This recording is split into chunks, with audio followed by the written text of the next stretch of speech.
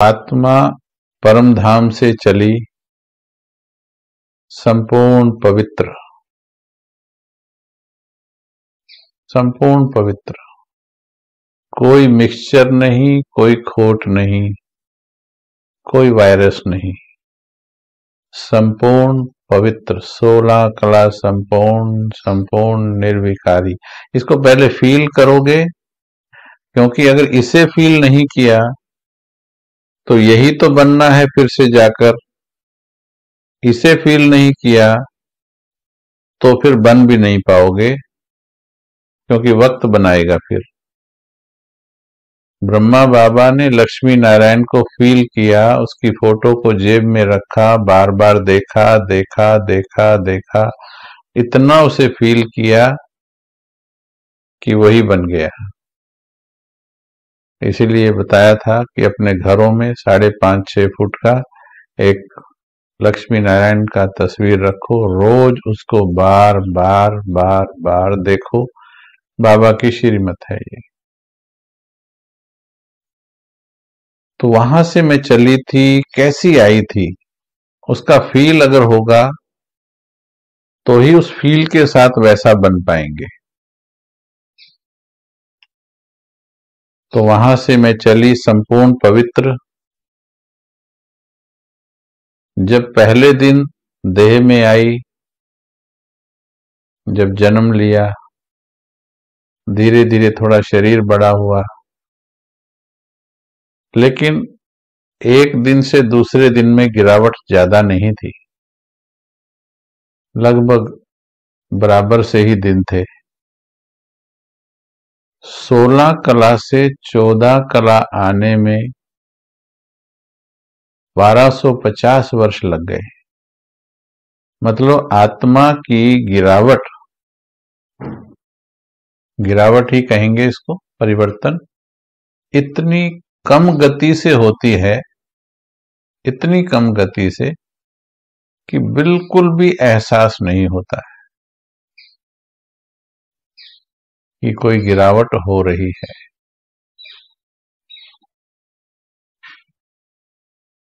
फिर थोड़ी सी गिरावट की गति बढ़ जाती है।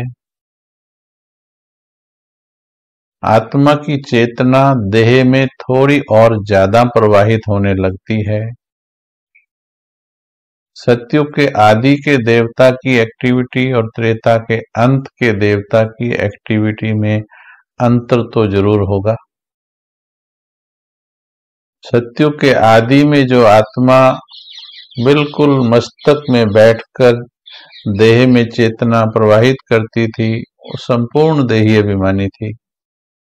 यहां तक कि श्री कृष्ण और नारायण, उन दोनों की स्थिति में भी अंतर होता है। बाबा ने मुरलियों में कहा है, एक दिन दूसरे से मिलता नहीं। त्रेता के अंत तक फिर भी इतनी चेतना मस्तक में रहती है जो वो विकार का रूप ना ले सके है। वो जैसे एक छोटा बच्चा होता है, वो दूसरों की देह देखता तो है पर विकार पैदा नहीं होता उसके अंदर।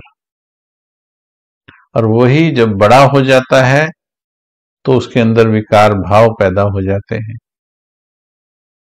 तो आत्मा भी जब त्रेता के एंड तक जाती है, तब तक इतनी चेतना गिरावट में नहीं आई कि जो वो विकार में बदल जाए। इसलिए वो देवता होती है। परंतु वो सतो प्रधान और ये रजो सामान्य हो जाती। सतो प्रधान से रजो सामान्य पर आ जाती है। सॉरी, सतो प्रधान, सतो सामान्य, रजो तो द्वापर में होता है। सॉरी। फिर द्वापर में अब वो चेतना इतनी गिर गई, 50% से 16 से 8 कला 50% से नीचे जा रही है। अब देह अभिमान आ गया, अब बॉडी कॉन्शियस आ गया, अब चेतना ने यहां टिकना कम कर दिया, बंद नहीं किया, बंद नहीं किया, कम कर दिया, भूलती चली गई, इसकी खोज होती चली गई, इसको ढूंढना शुरू कर दिया, जो खोया था उसे ढूंढना शुरू कर दिया, और इसको ढूंढने के युद्ध में फिर उसको भी ढूंढना शुरू कर दिया। पर चेतना अब सरक चुकी थी, उसको वापस ले जाने की विधि कोई बताने वाला था ही नहीं, केवल बाबा है, वो तो लास्ट में आता है। अब धीरे धीरे ये चेतना यहां से यहां, यहां यहां देह में, फिर दूसरों की देह में, फिर वस्तुओं में, फिर संसार में, अभी देखो कहां तक पहुंची है चेतना, दूर दूर तक बिखरी पड़ी है, एक जगह नहीं, अनेक जगह। तो अंत तक आ गए, और इस बीच में जो 63 जन्म बीते, उस गिरती हुई स्थिति में हर सेकंड जिसके साथ भी इंटरेक्ट किया, कोरोना लेकर के जिसके साथ भी इंटरेक्ट किया, सारों को क्वारंटाइन होना पड़ता है आजकल, देखो। जिसको भी छुआ वायरस उसमें भी गया, उसके साथ भी हिसाब किताब बना लिया। कितने जन्म? 63 जन्म। कितने वर्ष? 2500 वर्ष। कितने दिन? 2500 गुना 365। कितने मिनट? 2500 गुना 365 गुना कितने घंटे? 24। कितने मिनट? 2500 365 24, और फिर 60 मिनट, फिर आगे 60 मल्टीप्लाइड सेकंड्स। हर सेकंड देह विमान के कारण आत्मा से कुछ न कुछ विकर्म हुआ है, क्योंकि देह विमान में रहती है। ठीक है, अब सोचो बोझ कितना जमा हुआ होगा। तभी कहते हैं पाप की गठरी सिर पे धरी, अब रैन कहां जो सोवत है। अब इतनी गठरी लेकर के फिर हमने पुकार के बाबा को बुला लिया। अब बाबा का ज्ञान लेने के बाद हमारा उत्थान शुरू हो गया। हिम्मत के हिसाब से मदद मिलती रही, उत्थान की ओर बढ़ते रहे। लेकिन बीच में कुछ और भी हुआ। भगवान ने एक का पदम गुणा दिया, परंतु बीच में जो गलतियां हो रही उनकी नेगेटिव मार्किंग भी हो रही है। उन गलतियों में अपनी समझ की चेतना कितनी है, सच्चाई, भोलापन, अज्ञानता, अबोधपन या विकार कितना है, उसके आधार पर यह परसेंटेज लगती है। भोलेपन में अगर कुछ होता है, सजा उसकी भी है, कम वो नहीं है। ये ऐसे जैसे छोटे बच्चे से कोई गिलास टूट जाए और वही 10 वर्ष का बच्चे से टूट जाए या फिर बड़े से टूट जाए, तो एक्टिविटी एक ही है, पर भोलेपन के कुछ मार्क्स, सजा कम होती है। तो कितने भोलेपन में हुए पाप, या कितने फिर जानबूझ के किए, कितना विकारों के वश किए, कहीं तो जानबूझ के भी किए। करूंगी, करना ही है, इसके बिना गुजारा नहीं होगा। तो उसके कारण आत्मा ने ज्ञान में आके भी, अब बाबा ने कहा भोजन शुद्ध करना है, और हम जवाब भी दे रहे हैं कि भोजन शुद्ध होना चाहिए, पर फिर भी मानते नहीं, फिर भी देहधारियों की मानते हैं। भगवान की नहीं मानते। बाबा ने कहा पवित्र रहो,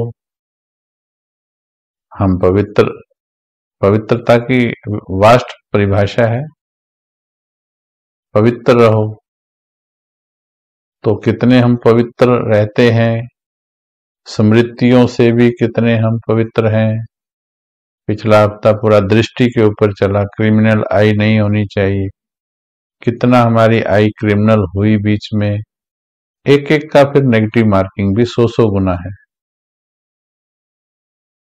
फिर